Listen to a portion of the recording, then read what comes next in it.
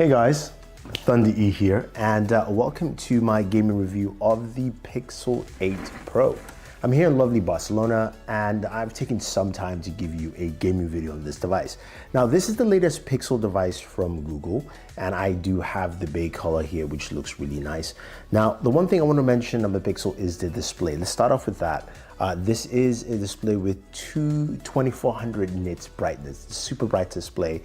Whether it's outdoors or indoors, you're gonna get some really nice colors on this display. And yes, I will put that Superman wallpaper for you guys for those who are looking for this.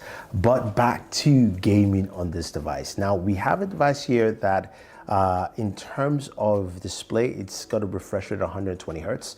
It can go from 60 to 120 with the adaptive refresh rate, but of course gaming will be at 120 Hertz.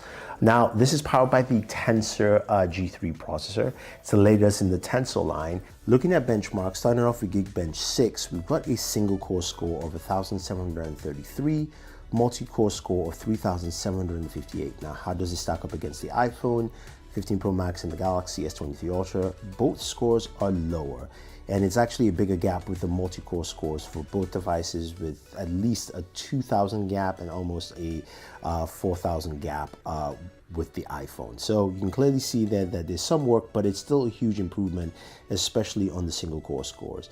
Now, when we go to GPU benchmark scores here for the Pixel 8 Pro, what do we get? Well, we have a score of 4,864, which is a huge gap in OpenCL scores compared to the Galaxy at over 9,000. And the iPhone, of course, is marks differently, of course, because it uses metal at 27,000. But this might be an indication of what heavy GPU use might look like with the Pixel 8 Pro. Now, when we look at 3D Max scores here, we do have an overall score of 2,329, and you can see how it stacks up against other devices. And against the Galaxy S23 Ultra, it is only better than 1% of Galaxy S23 devices overall. So that score is pretty low, but you know what? Let's decide by looking at some of the games we have to play. And we'll be recording those benchmarks using the built-in game dashboard with the Pixel 8 Pro, which allows you to see your FPS on screen, because my game bench doesn't actually work with Android 14 yet at this point. So let's jump into some of the games you would expect. Starting off with Call of Duty Mobile, this is the first time I was able to play on the highest settings for Call of Duty Mobile, Ultra, Medium, and this was great to see because I was able to get a solid, fresh 118 to 120 frames per second on there.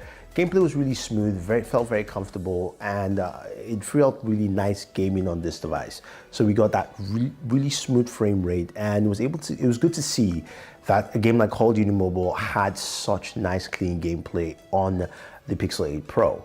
Now, moving over to PUBG Mobile, it's a game a lot of people play all around the world. And I want to check two of the main settings on there. So there's Ultra HD Ultra, which is of course a high graphic intensive setting for PUBG Mobile. And this is standard across the board. We're getting 40 frames per second, which is similar to what you have on your Galaxy S23 Ultra and the iPhone 15 Pro Max in terms of at least just the benchmarks there. So really nice, clean performance on there. Now, when we move over to Extreme HDR, we also got some really nice frame rates. We saw it go at 60 frames per second.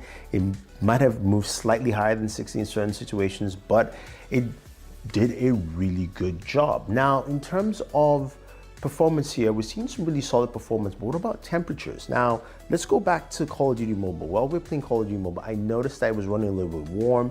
Our temps were running between 99 to 101 degrees Fahrenheit, which is about 36, 37 degrees Celsius, roughly. And then with PUBG Mobile, we're getting it roughly around the same again, between 100 to 101, and then of course 36, 37 in terms of Celsius range.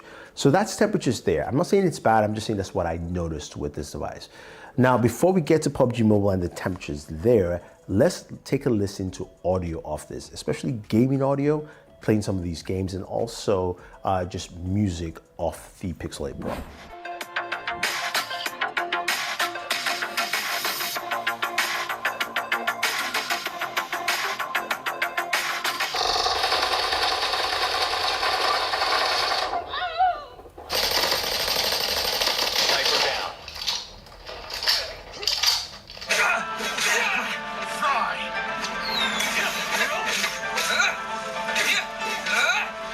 I think that actually sounded pretty good. I'm not sure how loud it is in terms of comparison to other devices.